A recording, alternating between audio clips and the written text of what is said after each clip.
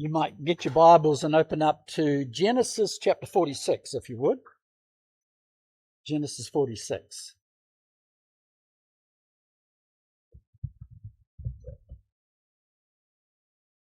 Well, we're on the close of a series that we've been doing, basically entitled Design Over Dysfunction. And I'm thankful, aren't you, that God can work even with our dysfunctions, even with our sins, that God can work about His will into our lives. And if there's anybody that was dysfunctional, it'd have to be Jacob.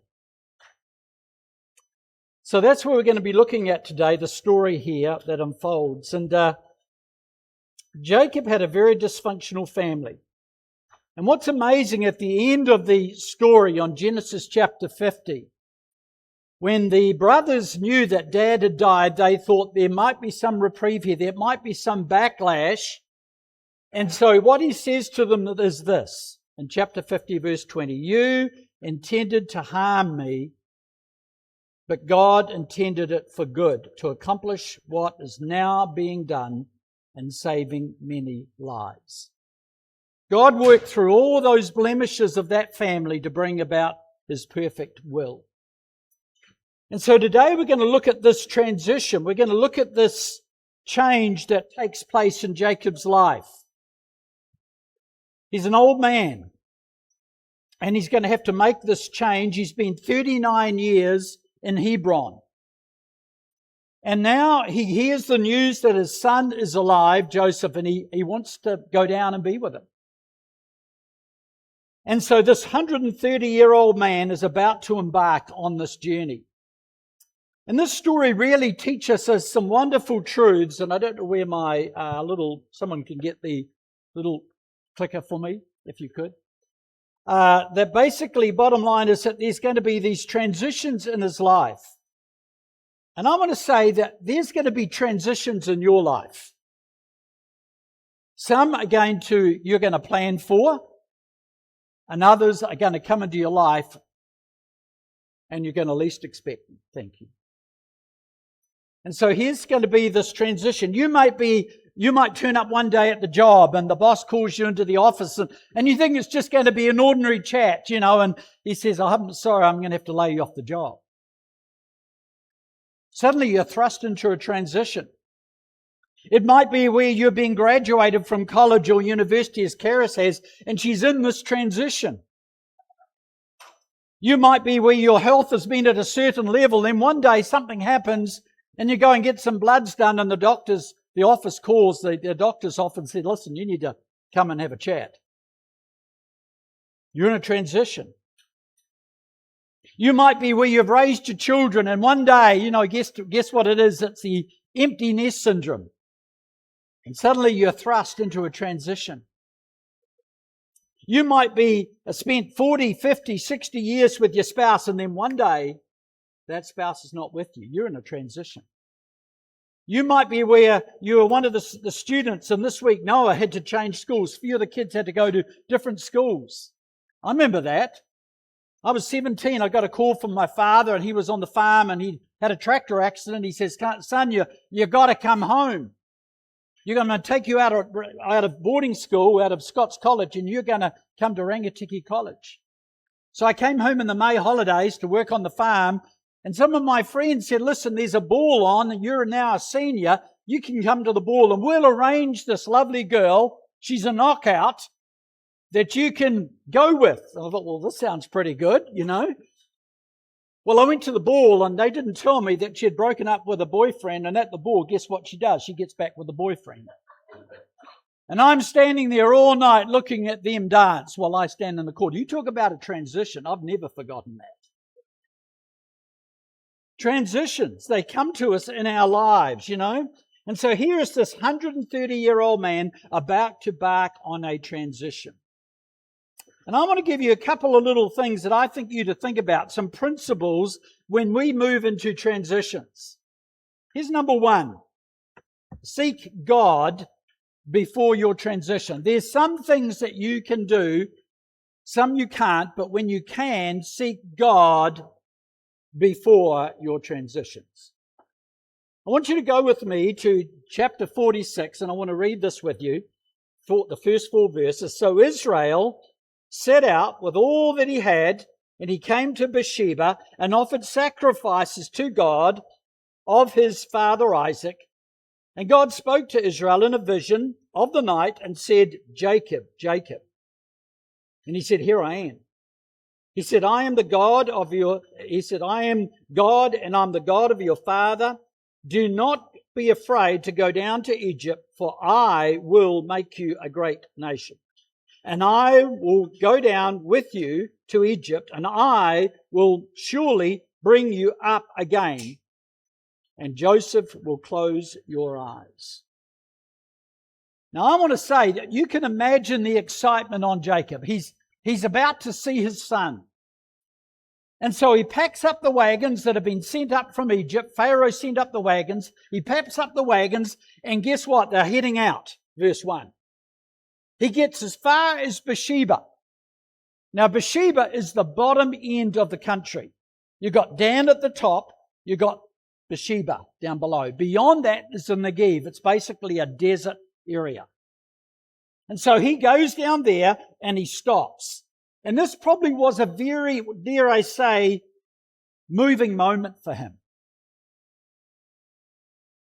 You've had times in your life that are moving moments. It might be where you go back to the old town, or you go back to the old house that you were raised in, or you go back to the place where you first became a Christian. Let me just put my little Beersheba moment up here. This is in Ventura, California. And I've shared this with you before. I took my family up there to show them the building which I was baptized. It was the Anacapa Church of Christ at the time.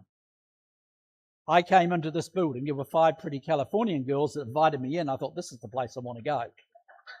And I went in there, and Andy Taylor and I were baptized 24 hours later in this place.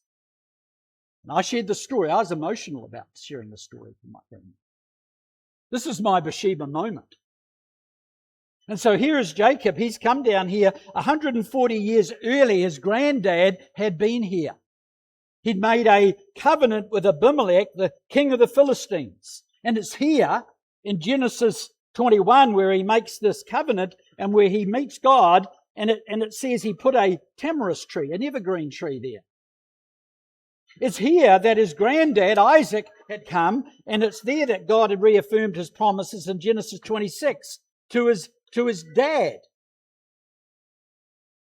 But it's here also that he has regrets.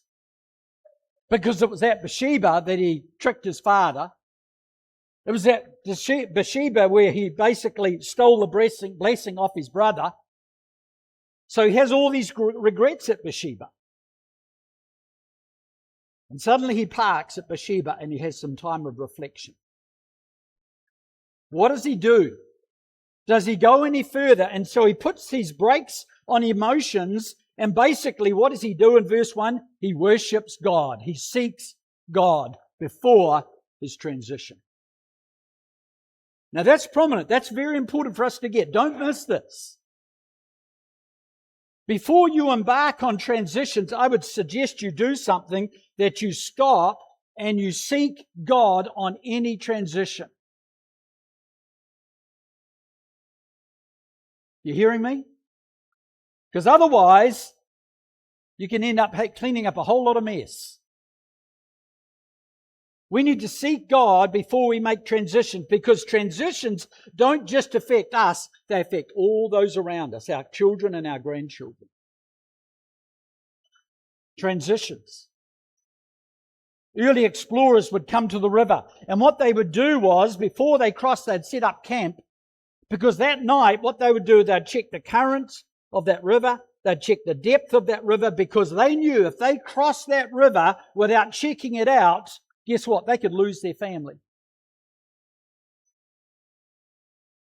Check out things. Go to God with your transitions. Stop and worship God as he did. Proverbs says this, I love those who what? Love me, and those who what? Diligently seek me will find me. What have we got to do? We've got to seek God. 40 times in Scripture, it's that seeking. Seeking. What does Jesus say? Ask and it will be given you. Seek and you shall find. Knock and the door will be opened. For everyone who asks receives, and he who seeks, he says, and to him who knocks, the door will be opened. That's the point. We need to make sure that we're seeking God. I don't know about you, but I love Max Lucado, okay? I mean, he hits my level because I'm not a deep thinker, but Max Lucado hits it. And he writes this. He says in his book, he says, don't go to God with options and expect God to choose one of your preferences. Go to him with empty hands, no hidden agendas, no cross fingers, nothing behind your back. Love that. Go to him with a willingness to do whatever he says. And if you surrender your will, then he will equip you with everything good for doing his will. Okay? We need to make sure that we put a brakes on our emotions and go to God. We need to, first of all, today, step out. Before we step out, step in. Step into God. Here's the second thing that you need to do, and that is this. You need to trust God's presence during the transitions. I noticed that here in verse 3 that Jacob was afraid. God points that out. Here's this fear in this man. This Hebrew word is an interesting word. It carries the idea of anxiety. He had some anxiety. Who doesn't live with anxiety today? I was reading in our culture today, 34.8% people living daily with anxiety. Just turn on Facebook and you'll get anxious. We live in an age of anxiety. So you can understand as he steps out, there's this anxiety. See, his granddaddy had gone down to Egypt in a famine. What happened to him? He nearly lost his wife, Sarah, Genesis 12. And then his father was about in another famine, and he in Genesis 26 was about to embark on Egypt. And God said, don't go down there. Don't go down there. Not only that, but his granddaddy had been given his father had received something like this in Genesis 15 verse 13. He says, you know for certain that your descendants will be strangers in a land not theirs, where they will be enslaved and oppressed for 400 years. You can imagine him. I'm going to lead my family to go down and get oppressed. You know what I mean? Who wants to be on that one? Who wants to lead the troops to that? Not on my watch. You can imagine the hesitation that he has as he is about to embark on this. But not only that, Egypt had a reputation. Oh, it was sophisticated, but it was worldly. I was reading there's over there in Egypt at that time there was 1,500 gods in Egypt. And he's taking his family that's been this little rural family, you know, kind of stuck in the wops, you know, hillbillies. Some of you remember the Clampets? Going on way back now, aren't we? Okay. The Clampets. And what the show was basically called, what was it called? The Beverly Hillbillies. And what do? They struck gold in the Ozarks. And what do? They moved to LA. Well, here's this family here, and they're moving to LA, and they're thinking, and father's thinking, oh no, the temptations and all the stuff that's going to be around them. My grandchildren, what's going to happen? What's going to happen? And so what does God do? It says that God came to him in a vision of the night. Most say that's a dream. And I love what God says. There's three things here. He says, I'm going to make you a great nation. God's promising growth, not decline. He's going down to Goshen, that land. And Goshen literally means land of life. It's a little area. Well, in fact, it wasn't a little area. It was 2,300 square kilometers of fertile territory. God wasn't giving them the leftovers. He was giving them the best. Doesn't God do that with us? We seek him, he's going to give us the best. And not only that, they're going to be 40 kilometers from the nearest city. In other words, they're going to be in this little incubator. And they're going to produce and produce and produce, this mother's womb, you might say.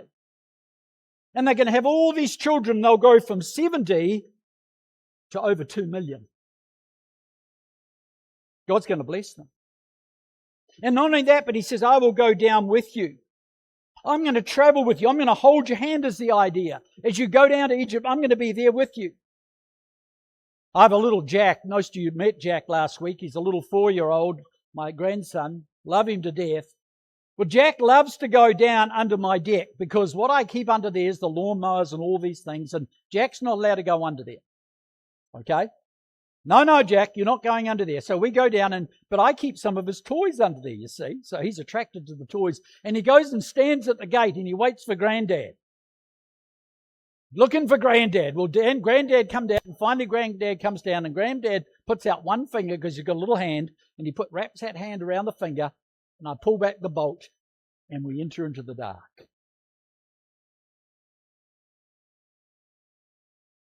That's what God's doing.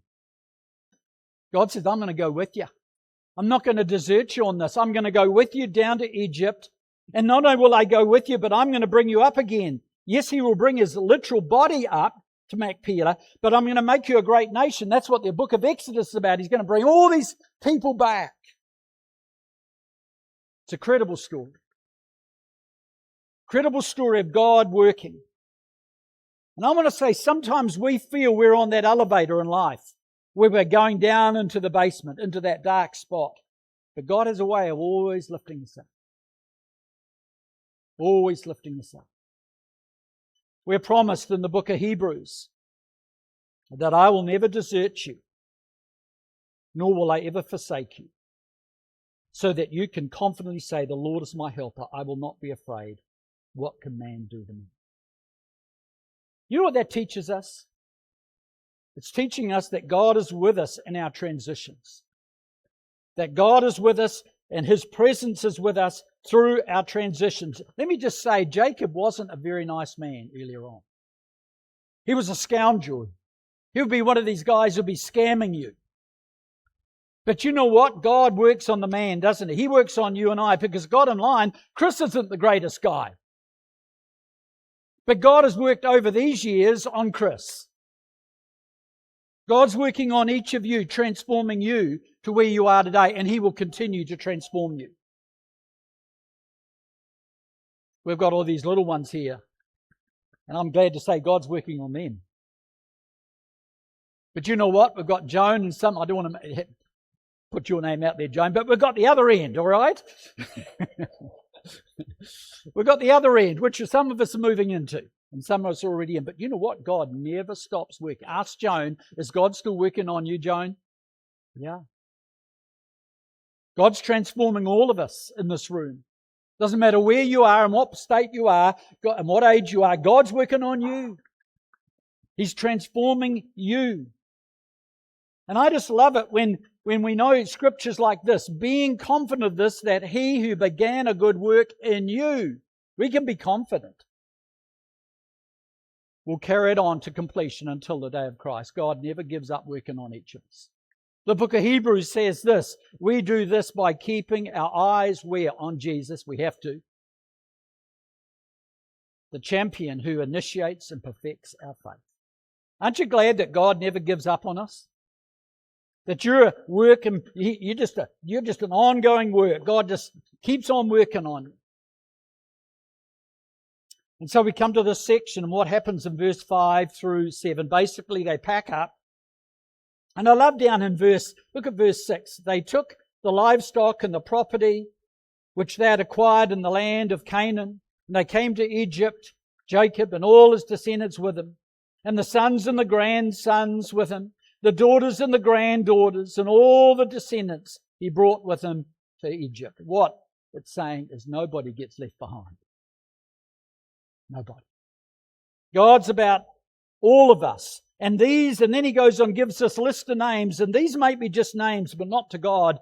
These people matter to God. And your name is recorded in the book of life too, Revelation 21. God didn't forget any of us. In fact, Paul would say this, the Lord knows those that are His, 2 Timothy 2 and verse 19. And then lastly, I want to say this. Expect the unexpected blessings after the transition. Expect the unexpected blessings after the transition. Well, here they come in verse 28. You'll notice they come on down, and verse 29, basically it's this wonderful reunion that's about to take place. And you kind of expect there to be, from Jacob's part, this wrapping of emotion and stuff. Well, Joseph was. Listen to what it says in we come down to chapter 46 and verse 28. It says, and Joseph prepared the chariot, and he went up to Goshen to meet his father Israel. And as soon as he appeared before him, he fell on his neck, and he wept on his neck a long time. Isn't that a beautiful picture? 22 years they have been apart. He thought he had lost his son to some animal. And here they are, this beautiful picture. Well, what happens then? And then Israel said to Joseph, now let me die. Oh, that's a little bit anticlimactic, isn't it? I mean, really? Can't you give more than that, Dad? How about saying, look, son, it's just so good to see you. I've missed you all these years. Some say that he was experiencing what they call, well, transitional fatigue.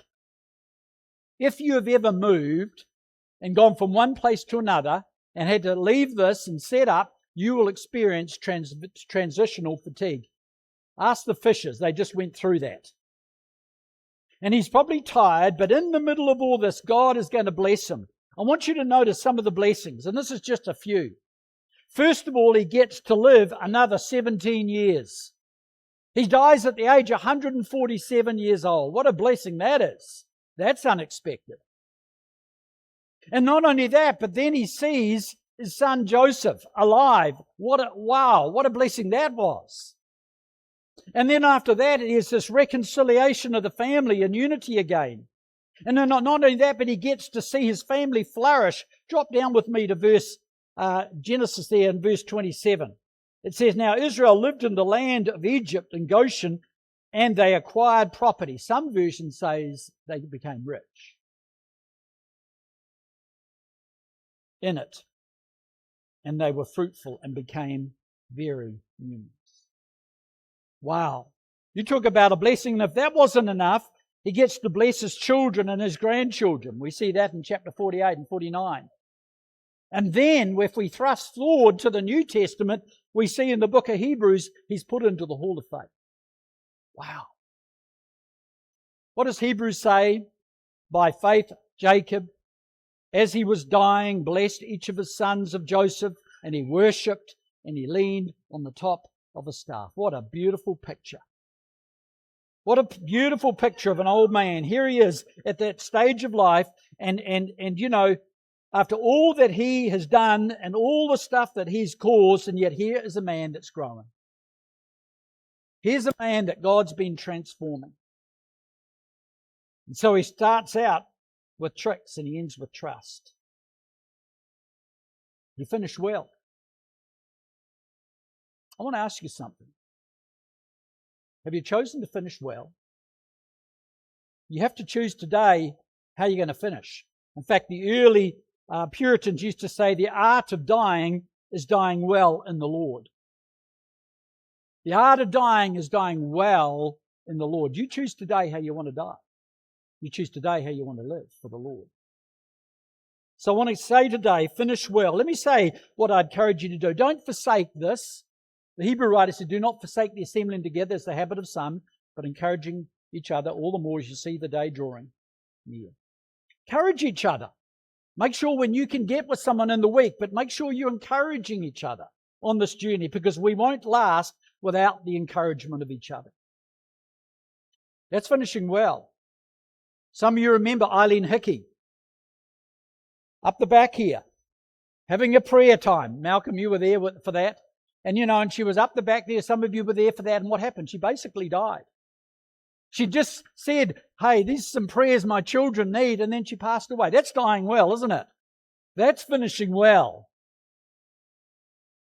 So we need to finish well. Look around today, secondly, and encourage others and bless others. Speak words into others, as Jacob did with his family. Speak words into them.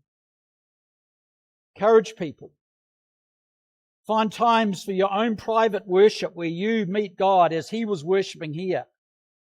And thank the Lord. Finish well. And the amazing thing is, it was only because Jacob went down to Joseph that he really finished well. And he is a type of Jesus. When we come to Jesus, we will only finish well in Jesus. Make sure you go to Jesus. And if you're drifting from Jesus, get back to Jesus today. Get back to Jesus today.